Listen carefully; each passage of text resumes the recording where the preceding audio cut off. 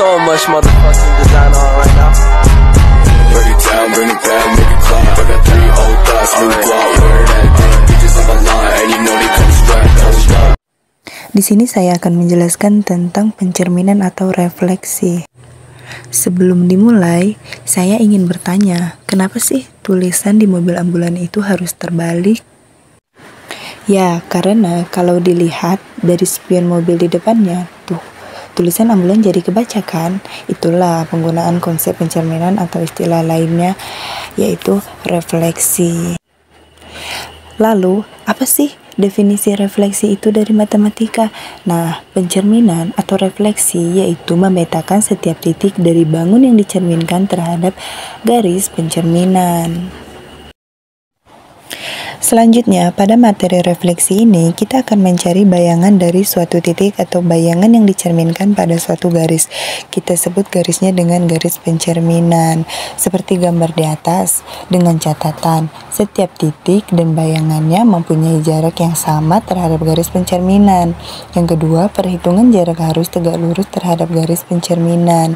Yang ketiga, bentuk bayangan dan gambar asli sama namun dengan posisi terbalik.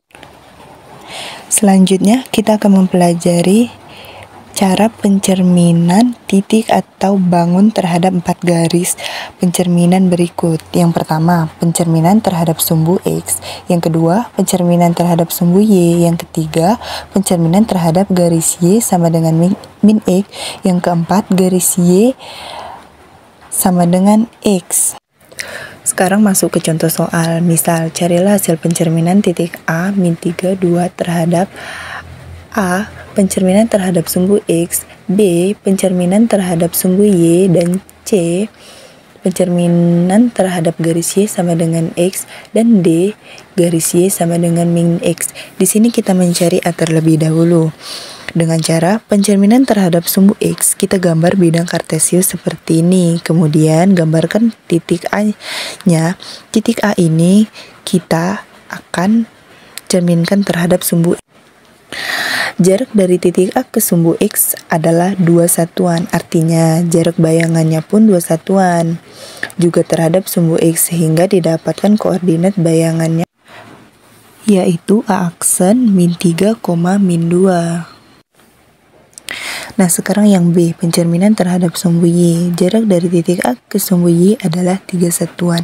Artinya, jarak bayangannya pun terhadap sumbu Y adalah 3 satuan. Sehingga koordinat titik A-nya adalah A aksen 3,2. Selanjutnya yang C, pencerminan terhadap garis Y sama dengan X. Kayak gimana sih pencerminan garis Y sama dengan X? Nah, ini adalah garis Y sama dengan X. Kita akan mencerminkan titik A terhadap garis. Jadi, jaraknya adalah A aksen 2 min 3. Nah, teman-teman bisa lihat ya garisnya seperti gambar tersebut. Yang terakhir yang D, pencerminan terhadap garis Y sama dengan min X. Garis ini kebalikan dari Y sama dengan X, sehingga arah garisnya seperti ini, seperti gambar di atas ya teman-teman.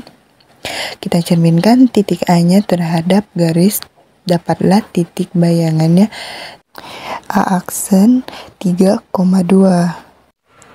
Nah, sekarang yang terakhir yaitu kesimpulan. Yang pertama, saat dicerminkan terhadap sumbu X, titik A min 3,2 memiliki bayangan A aksen min 3, min 2.